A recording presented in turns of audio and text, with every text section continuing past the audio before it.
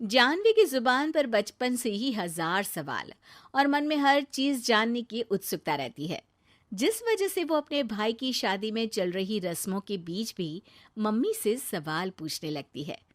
Mummy, जब लड़की वालों ने आपको अपनी इतनी बड़ी लड़की दे दी, तो फिर भी उनसे सामान लेना गलत नहीं है क्या?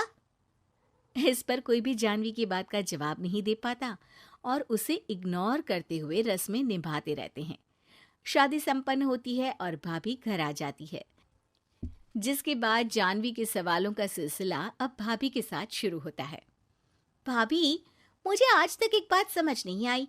हमेशा सारे बलिदान वाले काम लड़कियां ही क्यों करे? मतलब अपना घर, परिवार, दोस्त, पुरानी जिंदगी सब कुछ छोड़ लड़कियां ससुराल आए, फिर वहां सबका दिल जीतने की कसरत भी वही करे। और लड़कों का क्या? बस तैयार हुए, दूल्हे बने और दोबारा अपने घर आकर बैठ गए। दीदी, मैं ससुराल में हूँ। जवाब कंट्रोवर्शियल हो जाएगा, इसलिए आप अपने ये दुनिया हिलाने वाले सनसनीखेज सवाल अपने पति से करना। क्या पता वो जवाब दे पाए। भाभी की बात पर हंसते हुए जानवी वहां से चली जाती है।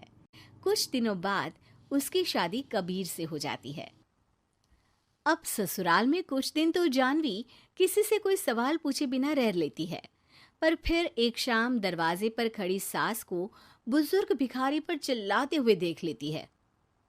अरे मुझे पता है तुम सबके पास खूब पैसा होता है, पर फिर भी हम जैसे शरीफ लोगों को परेशान करना होता है। और फिर जब कोई पैसे ना दे तो तुम उसका खून भी कर देते हो। क्रिमिनल होते हो तुम सबके सब। अब जाते हो यहाँ से या पुलिस को बुलाऊं? ये सब देख अब जानवी खुद को रोक नहीं पाती। मम्मी, वो आपसे भीख नहीं, खाने की मदद मांग रहे हैं और आप उन पर इस तरह से चिल्ला नहीं सकती। आखिर ये भी तो एक इंसान है, और वो भी आप और मुझसे उम्र में बहुत बड़े। बाकी किसी चीज का नहीं तो कम से कम उनकी उम्र का ही ख्याल कर लीजिए। बहू का ऐसा रूप देख सास को तो जैसे शौक ही लग जाता है। जानवी भिखारी को खाना देकर वहां से भेज देती है, लेकिन इसके बाद से ही सास का उसके प्रति रवैया बदल जाता है। मुझे तो लगा था बहुत शांत बहू लेकर आई हूं, पर ये तो पूरी ज्वालामुखी निकली। अरे इतने दिनों से ये रंग क्या एक भिखारी के सामने अपनी सास की इज्जत उतारने के लिए छुपा कर रखे थे? और कौन से रंग बदलना सिखाकर भेजा है तेरे माँ बाप ने तुझे? मम्मी जी, रंग का तो पता नहीं, लेकिन मेरे मम्मी पापा ने मुझे हर ढंग में गलत के खिलाफ खड़े होना जरूर सिखाकर भेजा है। बहू का जवाब सुन सास गुस्से में वहां से चली जाती है, जिस पर पीछे खड़ा सब कुछ सुन रहा कबीर जानवी के पास आता है। जानवी, मैं मानता हूं तुमने जो किया अच्छे के लिए किया, पर मम्मी से ऐसे नहीं बोलना चाहिए था। अब उन्हें मनाने की जिम्मेदारी तुम्हारी ही है। पर मैं कैसे? मुझे तो कुछ भी पता नहीं है। तो उसके लिए मैं हूं ना। कुछ दिनों में ही सकट का त्योहार आ रहा है। तुम बस बायने पर मम्मी को देने के लिए एक सुंदर साड़ी ले आना, तुम्हारा काम बन जाएगा। ये कहकर कबीर वहां से चला जाता है, लेकिन व्रत और त्योहारों से अनजान जानवी कंफ्यूजन में वहीं खड़ी रह जाती है, जिस पर वो भाभी को फोन लगाकर सारे व्रत और उनके महत्व समझती है। और उन्हें जानने के बाद वो बायने की साड़ी तो खरीद लाती है, लेकिन इसी के साथ उसके मन में अब नए सवाल पैदा होने लगते हैं। इसी तरह सकट के व्रत का दिन भी आ जाता है।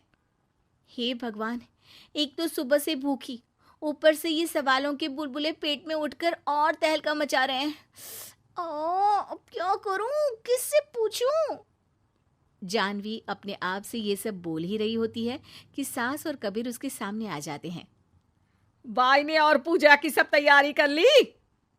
हाँ जी, वो तो कर ली, पर क्या पर? फिर कोई सवाल है? पूछ लो, कहीं पेट में उसे रखे रखे एसिडिटी ना हो जाए। ज्यादा कुछ नहीं, बस पूछना था कि जब ये व्रत बच्चों और दाम्पत्य जीवन की सुख शांति के लिए होता है, फिर इसमें व्रत सिर्फ हम लेडीज ही क्यों रखती हैं? हिस्सेदारी तो दोनों की होती है ना? जानवी की बात सुन इस बार तो सास भी सोचने पर मजबूर हो जाती हैं। ये तो मुझे नहीं पता और ना हमने कभी किसी से पूछा। बस जो बड़े बुजुर्ग रिवाज बना गए वही चल रहे हैं। इसकी भी कोई वजह जरूर होगी। अच्छा, और ये बायने की वजह? अब बायने से तुम्हें क्या दिक्कत है? नहीं नहीं, दिक्कत कोई नहीं है। बस सोचती हूँ कि अगर व्रत बच्चों या पति के लिए होता है तो हमेशा हर चीज का गिफ्ट सिर्फ सास को ही क्यों मिलता है? अरे पति के नाम पर व्रत है तो उन्हें, और बच्चों के नाम पर जो व्रत है उनमें बच्चों को क्यों गिफ्ट नहीं दी जाती? जानवी का सवाल सुन इस बार सास भड़कने के बजाय शांति से उसका जवाब देती है।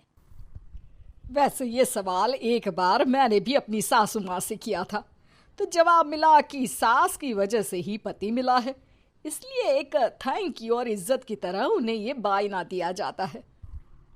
और बच्चों वाला तो मुझे भी नहीं पता। बाकी इस बात की भी कंफर्मेशन नहीं है कि सासू माँ ने ये सिर्फ मेरे सवालों को शांत करने के लिए बोला था या ये सच भी है। सास के जवाब और जानवी के सवाल से अब वो दोनों ही कंफ्यूजन में हैं कि आखिर सच और वजह क्या है। अगर आप लोगों के पास इन सवालों के जवाब हैं तो कमेंट करके सबके साथ ज़रूर शेयर कीजिएगा।